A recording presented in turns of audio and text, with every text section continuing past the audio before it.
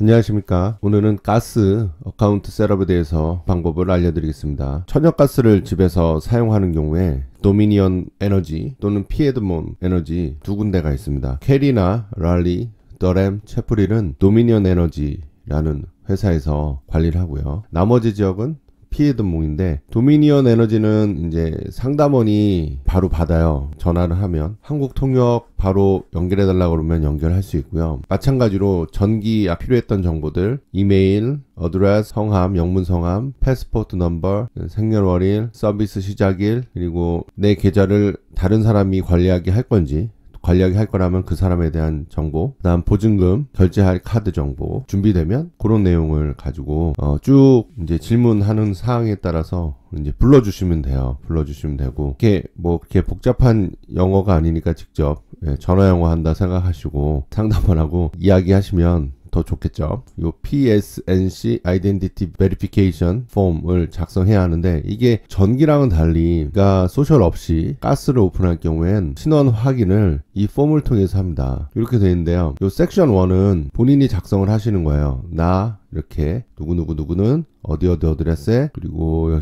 서명을 직접 손으로 하시고 날짜 이렇게 요 부분을 작성하시면, 그 다음에 요 뒷부분은 이제 노토라이징 받는 거예요. 공증을 받는 건데, 이 부분이 문제인데요. 공증이란 거는 공증받는 사람 앞에서 서명을 해야 돼요. 그래서 공증하는 사람이 이 사람이 맞다, 신분증과 모든 걸 확인한 다음에 서명을 했다라는 거를 나는 여기서 목격했다라는 그런 증명이기 때문에 이 부분이 이제 한국에서 이루어지기가 너무 어려운 거예요. 그렇다고 이제 한국에 있는 변호사한테 돈 들여서 공증한 케이스는 아직까지 저희가 보지 못했고요. 한국 변호사도 공증을 할 수 있어요. 예, 이 서명하는 거를 그렇게까지 하지 않았었어요. 지금 한 번도 그렇게까지 한 케이스를 본 적이 없어서. 그래서 일단 보통은 그래요. 이 부분을 작성해서 입국한 다음에 가스를 이제 연결할 수 있는 거예요. 오자마자 은행 먼저 가서 계좌 개설하잖아요. 동시에 이 폼을 작성해 가서 공증까지 받고 팩스로도 바로 보내달라고 하면 은행에서 팩스를 보내줘요. 그러면 가스 시작일이 은행 방문한 다음 날이어야 돼요. 당일도 안 돼요. 왜냐면 이 폼이 가야 기사가 방문을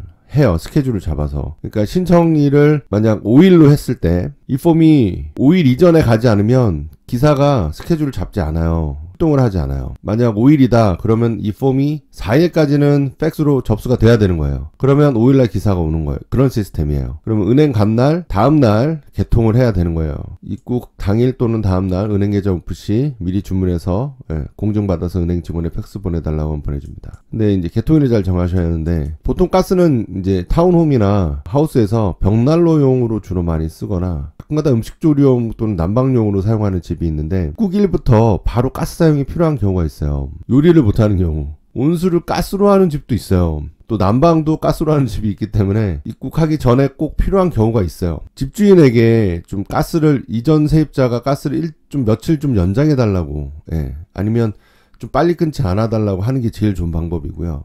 며칠이니까 그렇게 이제 집주인 계정으로 조금 살려 달라고, 이 셋업이 늦게 되니까 기사가 방문을 해야 되니까 닫지 말아달라 하던가, 세 번째 경우는 정착 서비스 프로바이더에게 서류를 보내서 공증을 받을 수 있는 사람에게 공증을 받아서 수수료가 좀 들겠죠. 은행에서 공증받는 건 무료예요. 하지만 아는 사람한테 특별히 부탁해서 공증을 받는 경우엔 좀 수수료가 들죠. 그래서 팩스를 보내놓으면 가스 기사가 입국 전이든 입국 날이든 정착 서비스 프로바이더가 그 집에 가 있는 거예요. 그러니까 입주일을 이런 경우에는 이제 입국하시기 전날, 하루 전날로 셋업을 하시면 이제 기사 방문일을 그날로 셋업을 하고, 그날 정착 서비스 프로바이더가 뭐 물건 같은 거 갖다 놔주고 필요 물품, 또는 무빙을 그 전날 해도 되고, 전기도 그 전날, 그리고 가스도 그 전날 셋업을 하게 되면, 또 인터넷도 그 전날 다, 입국 전날 정착 서비스 프로바이더 이렇게 셋업을 다 해줄 수 있는 거예요. 이게 기사가 방문할 때는 반드시 성인이 있어야 돼요. 그 정착 서비스 프로바이더가 그 자리에 가서 있어주면 이제 가스도 문제없이 동의 가능합니다. 제일 좋은 것은 가스가 집에서 그렇게 필수적으로 필요한 가스가 아닌 게 제일 좋고요. 가스가 필수적으로 필요할 때 이제 문제가 생기는데, 그럴 때는